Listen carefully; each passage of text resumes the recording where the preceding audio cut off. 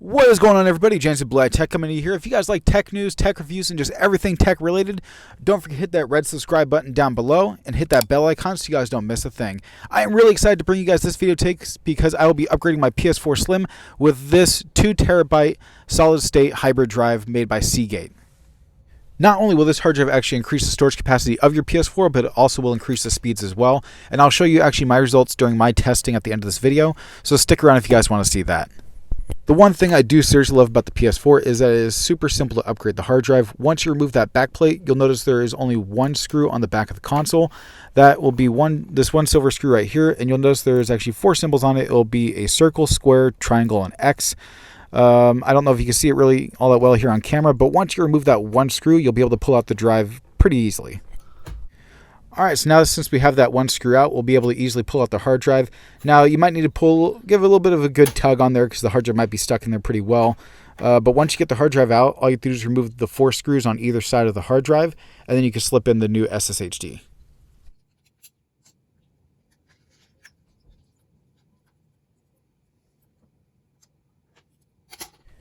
Alright, now that we got all 4 screws out, we can actually remove our internal hard drive here, and we can get ready to replace it with our hybrid drive. Now, as I hold this in my hands, I'll hold up the hybrid drive right next to it.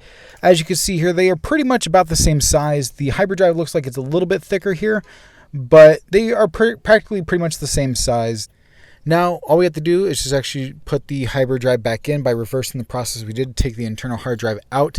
Now, the one thing I did actually notice while putting this drive back in is that it does not fill up the entire caddy, meaning basically if Seagate wanted to, essentially down the line, they could actually make up to maybe even a 3 or even a 4TB hard drive that could actually fit the PS4 Slim that could also fit into this particular caddy.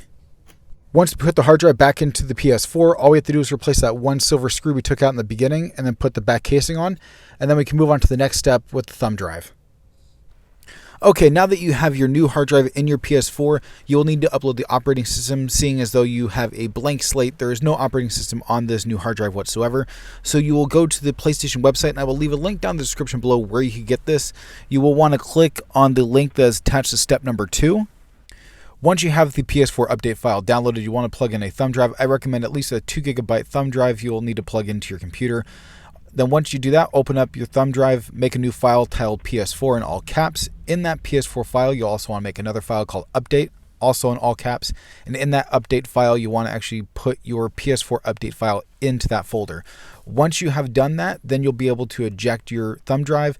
And actually, before you do that, I almost forgot, you want to actually format the thumb drive to be a FAT32 format.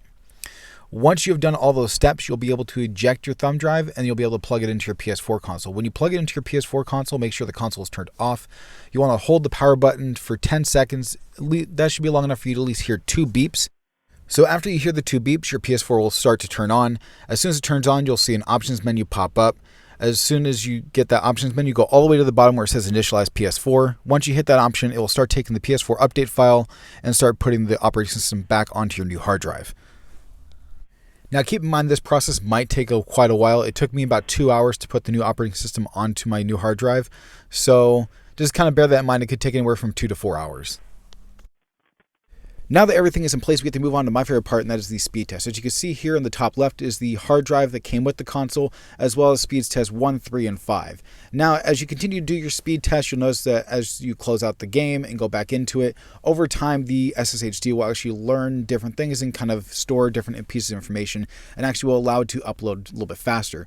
So as you can see here in this test, the hard drive and the original first speed test with the SSHD ended up coming in around the same speeds, and as we go on, it will increase faster and faster. It ended up kind of plateauing around 1 minute and 26 seconds. I did test it one more time. I did actually test it 2 more times with test 6 and test 7.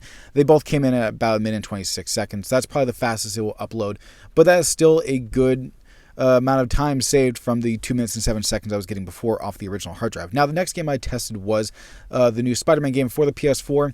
Now, definitely the load times were not going to be nearly as long as with GTA 5, but as you can see here, I got a 18-second upload time with my 5th speed test. It was the same thing with test 6, so kind of plateaued around 18 seconds. But that is definitely nice from the 36-second load time I originally got. So I essentially cut the load times in half from what I originally had. So yeah, that has been pretty much my step by step of how to upgrade your PS4 and the speed test I ran on the new SSHD. If you guys would like to actually get this specific hard drive from Seagate, I'll leave a link down in the description below. As always, like, share, and subscribe, and I'll catch you guys next time.